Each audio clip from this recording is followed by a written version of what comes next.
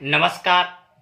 जैसा कि आपके 2 पार्ट मैंने पढ़ा दिए थे, जो 3 पार्ट रीढ़ की हड्डी थी वो आपका सिलेबस में है ही नहीं, क्योंकि राज्य सरकार द्वारा जो 30% जो कोर्स कम किया गया था उसके तहत उसको हटा दिया गया है। आज आपको अगला पार्ट पढ़ाया जाएगा माटी वाली।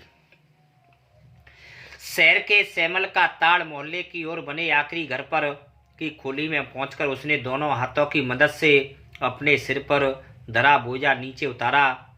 पानी और मिट्टी से भरा एक कंटर माटी वाली टेहरी शहर में शायद ऐसा कोई घर नहीं होगा जिसे वह नहीं जानती हो, जिसे वह न जानते हों। घर के कुल निवासी वर्षों से वहां रहते हैं, चाहे किराएदार हो। उनके बच्चे भी उस माटी वाली को जानते थे, क्योंकि वह घर घर में लाल मिट्टी देते रहने के कारण वाले वह अकेली है, इसका कोई प्रतिद्वंदी नहीं था। अर्थात तो मिट्टी देने वाली घरों में केवल वह अकेली थी और कोई दूसरा ऐसा व्यक्ति नहीं था। उसके बगैर तो ऐसा लगता था कि टेहरी शहर में कई एक घरों में चूल्हों का जलना तक मुश्किल हो जाएगा। वह न रहे तो लोगों के सामने रसोई और भोजन कर लेने के बाद चूल्हे और चौके की लिपाई करने की समस्या पैदा हो जाएगी। भोजन जुटाने और खाने की तरह रोज एक समस्या थी। घर में साफ लाल मिट्टी तो हर हालत में मौजूद होनी चाहिए, क्योंकि चूल्हे पर चौका लगाने के लिए मिट्टी की आवश्यकता होती थी और घरों में वह मिट्टी लाने का कार्य वह माटी वाली करती थी।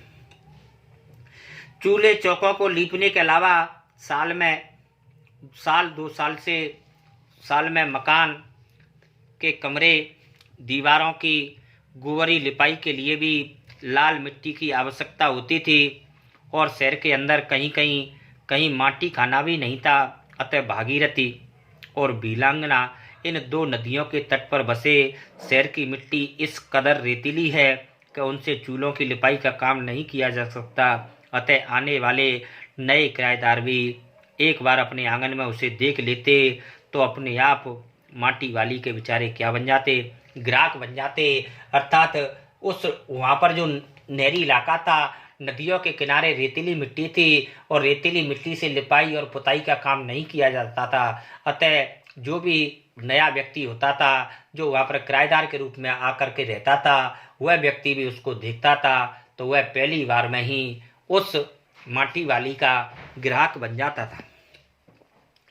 घर घर माटी बेचने वाली उस नाटे कद की एक हरिजन बुढ़िया माटी वाली थी।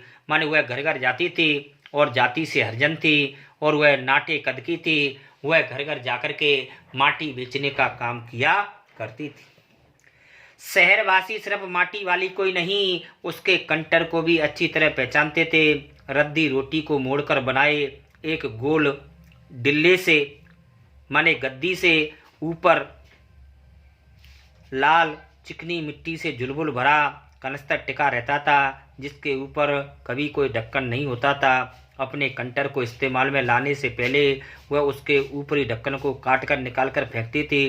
ढक्कन के न रहने पर कंटर के ऊपर मिट्टी भरने और उसे खाली करने में भी आसानी रहती थी, क्योंकि वह अपने कंटर में कभी माटी वाली ढक्कन नहीं लगाती थी, क्योंकि उसे खाली करने में बार बार परेशानियां होती थी। अतः वह ढक्कन को पहले ही काट करके फेंक दिया करती थी।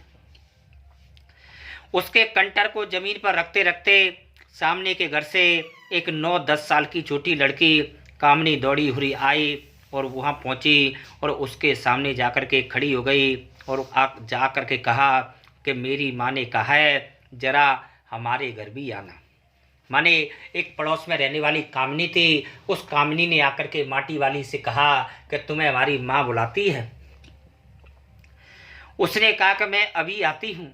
घर की मालकिन ने माटी वाली को अपने कंटर की माटी कच्चे आंगन के एक कोने में उड़ेल देने के लिए कहा और जिस घर में वह माटी खिला रही थी उस घर की मालकिन ने उसको एक घर के एक कोने में माटी उड़ेल देने के लिए कहा और उसने माटी उड़ेल करके चली गई। यहाँ तक कि आपको आज तक पढ़ाया जाएगा। अब आपको नेक्स्ट वीडियो में पढ़ाया जाएगा। तब तक के लिए नमस्कार।